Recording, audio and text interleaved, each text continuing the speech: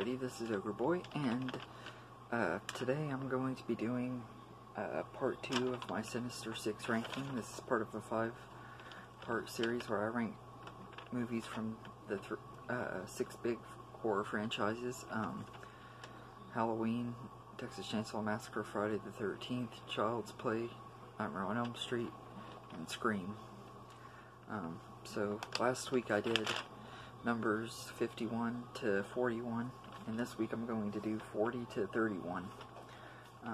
Before I get into this, I'm going to go ahead and do update everybody. So if you're just watching this one and you didn't watch last week's, number 41 was Friday the 13th Part 7, The New Blood. 42 was A Nightmare on Elm Street 2, Freddy's Revenge.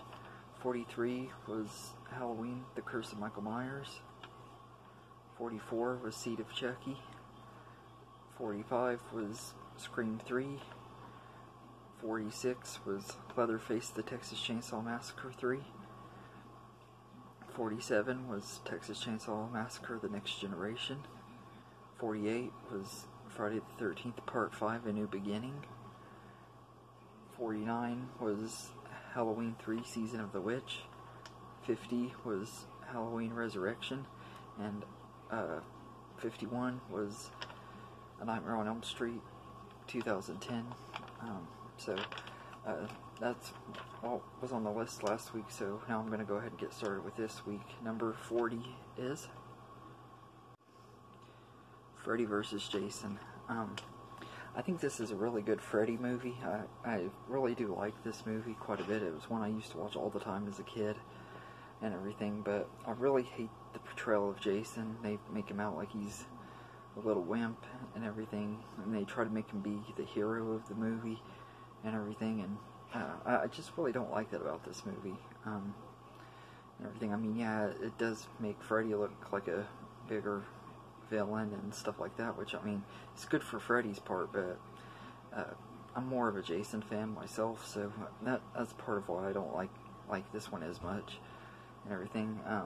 But I love the portrayal of Freddy. I think he was good. He was comical, but still scary and everything. To me, it was more on the same vibes of Nightmare on Elm Street 3 and 4 and everything than Freddy is Dead and Nightmare 5, so I did like that about Freddy and everything. And Ken Kersinger was just, to me, he was not that good as Jason. He walked really, really slow and everything. I mean, I walk slow and he walks way faster than I walk way faster than he does. And he's just like really slow, and he's not that intimidating. He does get some good kills though. I mean, there are a couple of scenes with Jason that I like when he kills the guy at the beginning of the movie in the bed. I thought that was a really good kill, and I like the kill that he does at the rave when he's going like all crazy, killing a bunch of people. That was probably the best Jason scene in the whole movie and everything. The rest of Jason's stuff though, I just didn't really like, and the rest of his story and everything. So that's why this one's not one of my most favorites. And it's number 40. And number 39 is Child's Play 2019.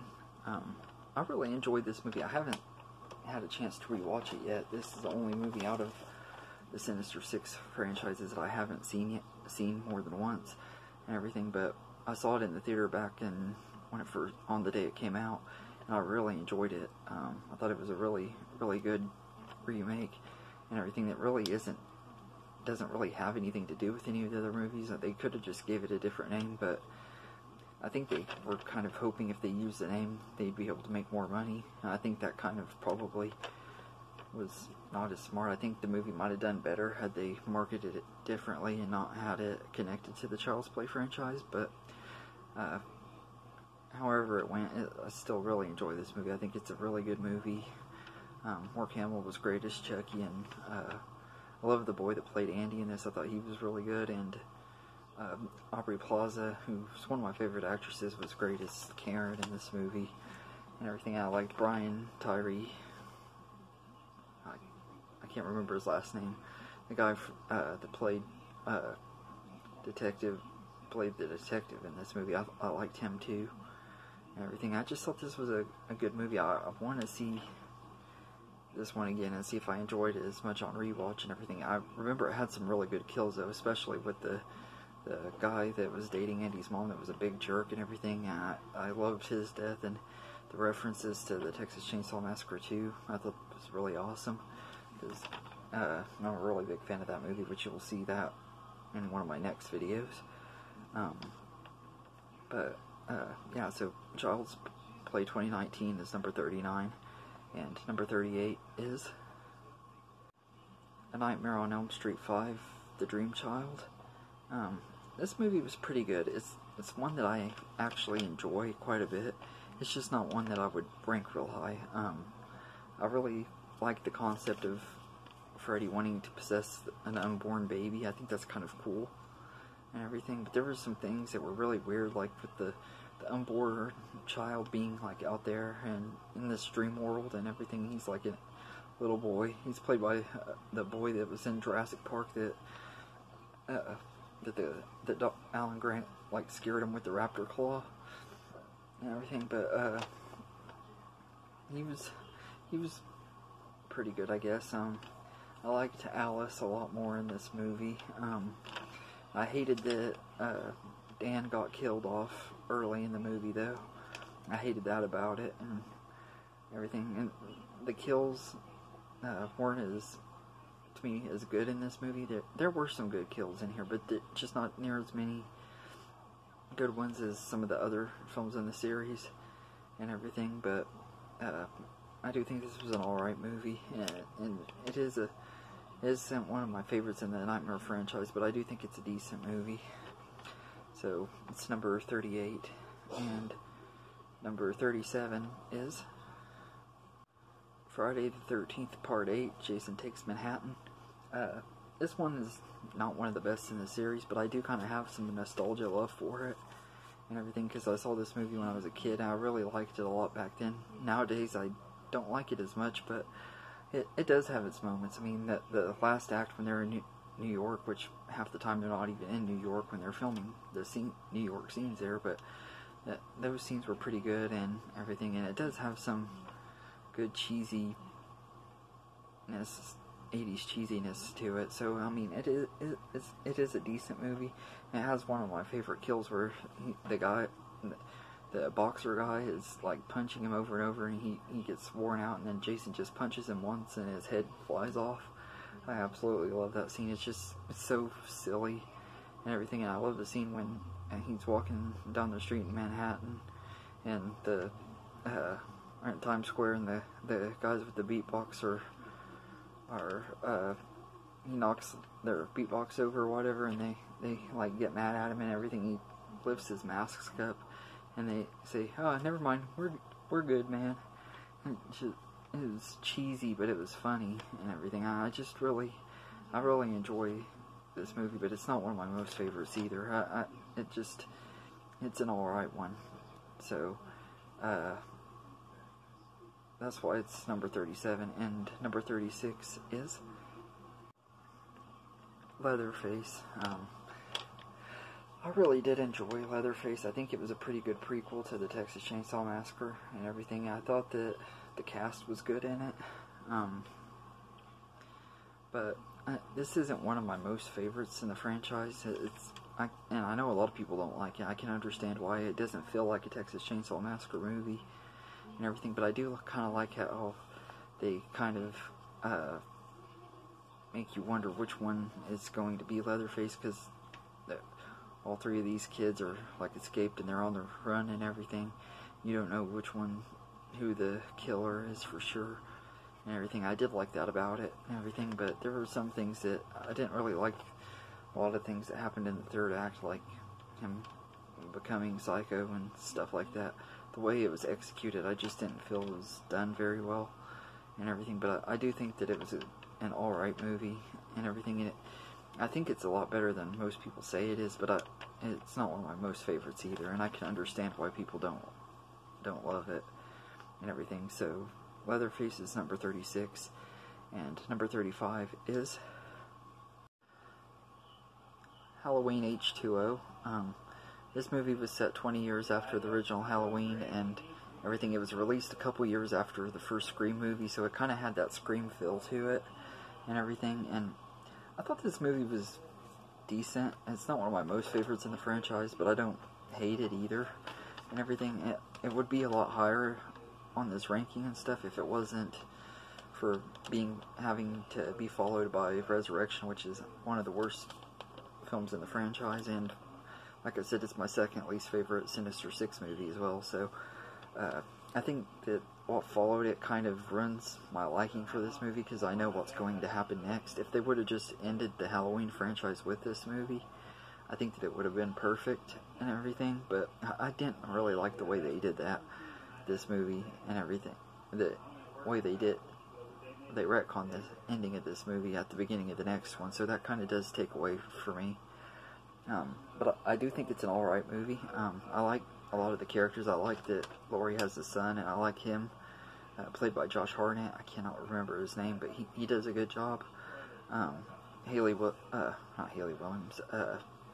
Michelle Williams plays his wife.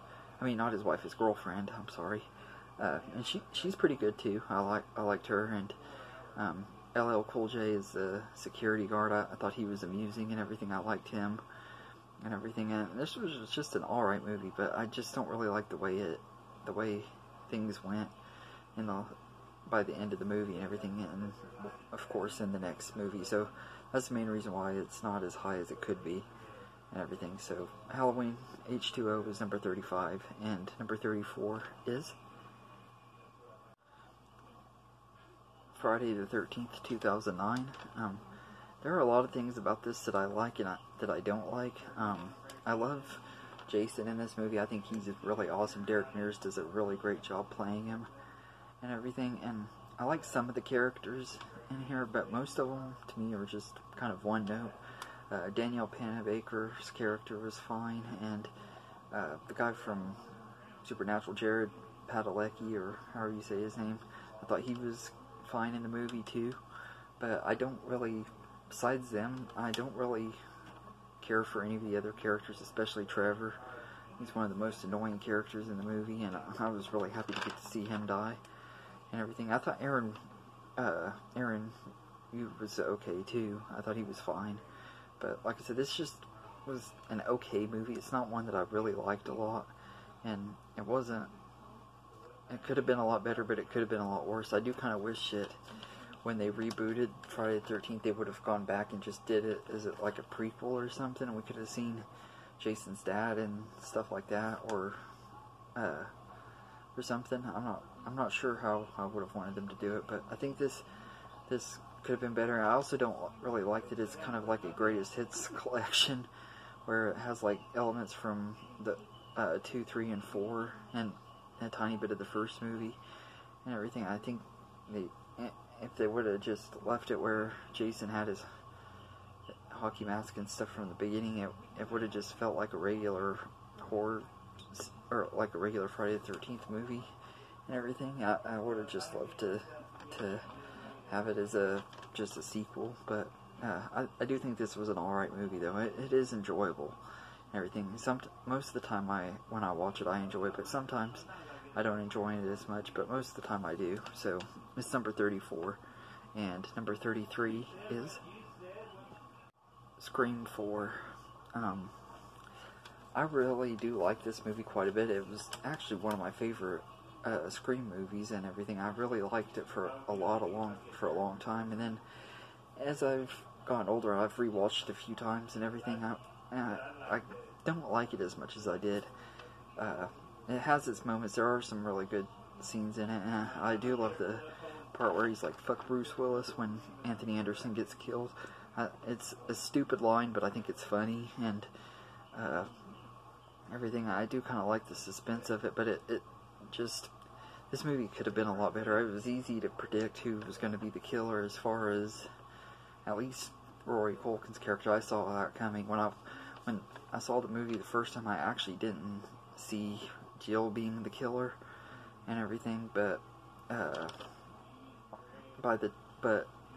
on rewatch and stuff, I was like, there's hints throughout this whole movie. You can kind of tell that she might be the killer and everything. You know, she was fine, but like I said, this is just one that I don't like it as much as I did when I rewatched it this time as I used to, and everything. I love the first two Scream movies, and you'll see them higher up here, but this one just isn't one of my most favorites, so it's number 33. And number 32 is A Nightmare on Elm Street 4, The Dream Master. I feel this one is really underrated, even for me. I don't give it the credit it really deserves, but I really do like this movie quite a bit. Freddy is still funny and everything, but he's also still intimidating and stuff. I like that about this, and he has some of his best one-liners, especially the "How's this for a wet dream?" and the I think this is the one that has the "Let's suck face" scene.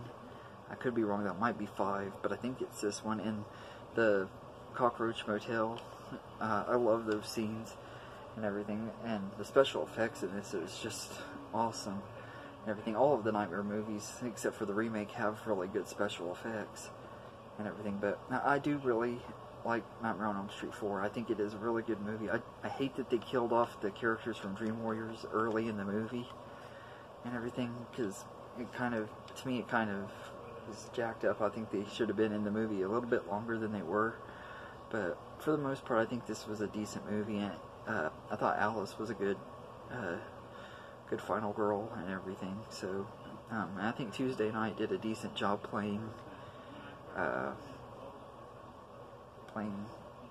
same character that Patricia Arquette played. I just totally forgot her name. I think it was Tina, but she does a good job and everything. And Robert Englund is still great as Freddy, and I just really enjoyed Part 4. I know a lot of people don't and everything, but I do think it's really underrated, and it is a good movie. So, Nightmare on Elm Street 4, The Dream Master is number 32. And number 31 is Halloween 2, the 1981 Halloween 2.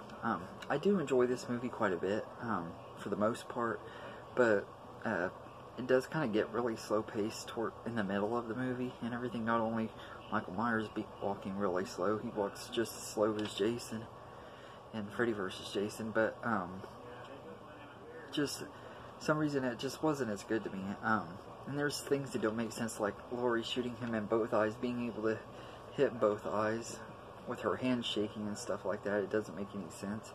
And it not blowing his brains out didn't make any sense and everything. It's an alright movie. It's not one of my favorites in the franchise for sure and everything, but it's still a decent sequel. It's just not one of my most favorites and everything. So that's why Halloween 2 is number 31 and everything. So I hope you enjoyed this video. Next week I'll do numbers 30 through 21 and everything. I'm excited about doing that, and let me know in the comments what you think of this list. You can let me know what your favorites of each franchise is, or if you want to tell me your Sinister sense rake, and let me know. But I hope you enjoyed this video, and have a good day, everybody.